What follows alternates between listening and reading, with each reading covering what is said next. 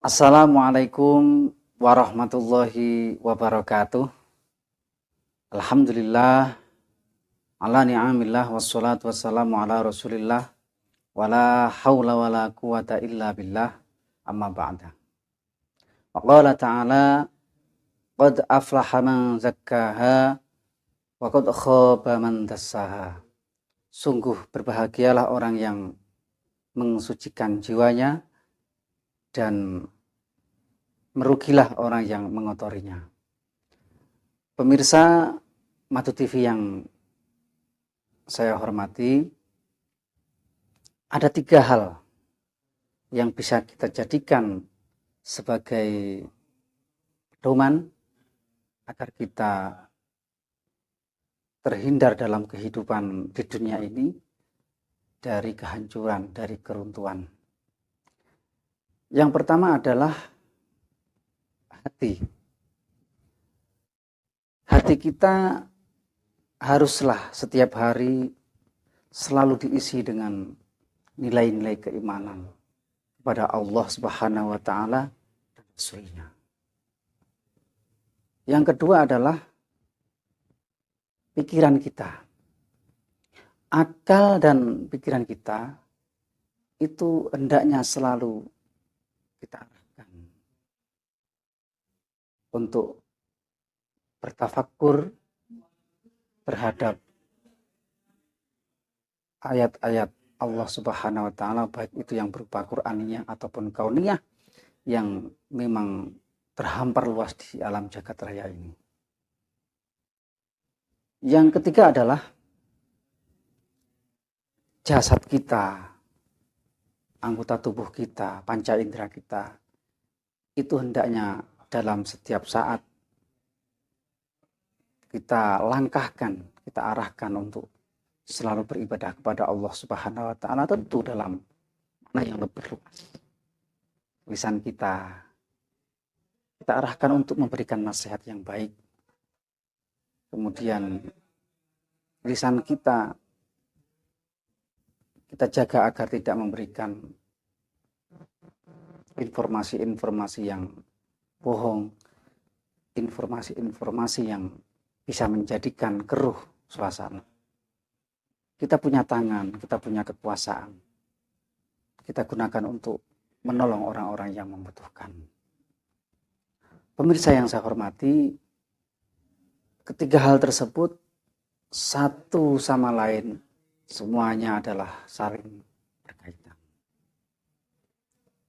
Namun yang paling dominan, wahai saudaraku, adalah hati kita. Hati kita inilah yang nantinya itu akan menuntun, memberikan arahan bagaimana jasad kita itu akan melangkah, apakah menuju ke kebaikan ataupun keburukan. Sehingga dalam sebuah riwayat dikatakan bahwa di dalam tubuh kita ini ada seonggok daging.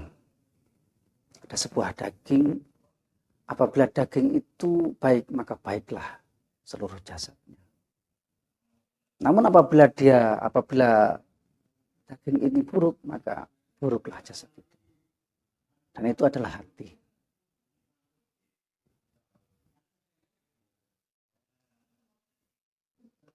Puasa itu memberikan hikmah, membersihkan hati ini. Membersihkan hati ini dari noda-noda hitam yang ditimbulkan oleh nafsu kita,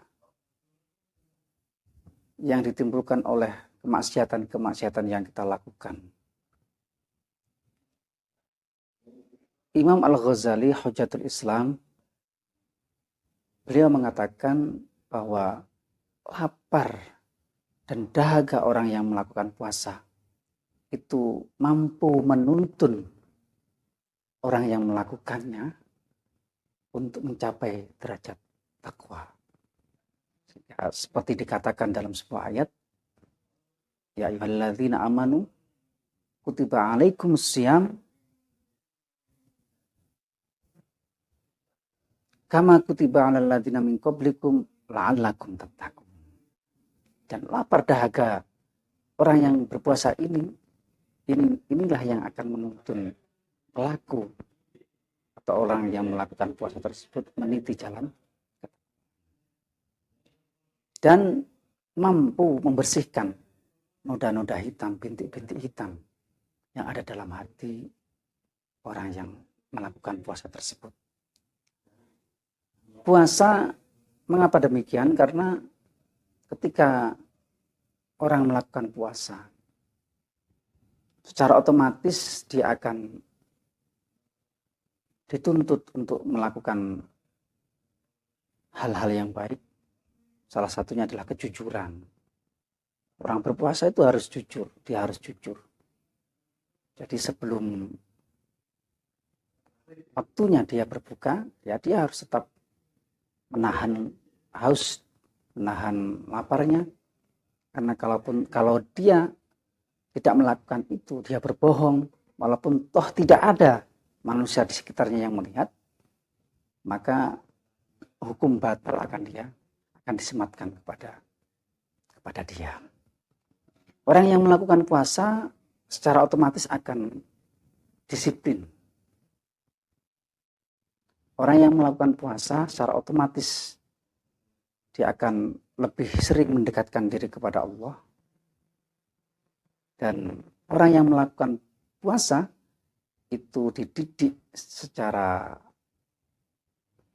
mungkin tidak sadar, tidak langsung, agar dia punya empati, kepedulian terhadap sesama. Pemirsa Madu TV yang saya hormati, Luqmanul Hakim pernah berwasiat kepada putranya, "Wahai anakku, hati ini bagaikan ladang yang luas. Diibaratkan ladang yang luas.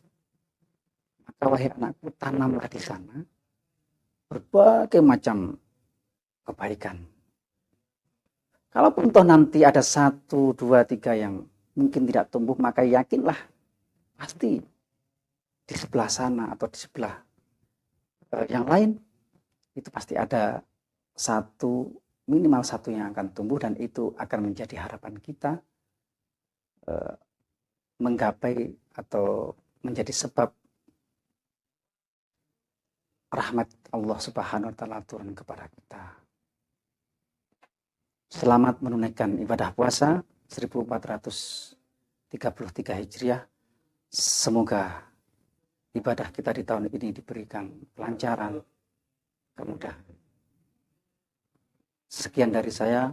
Wassalamualaikum warahmatullahi wabarakatuh.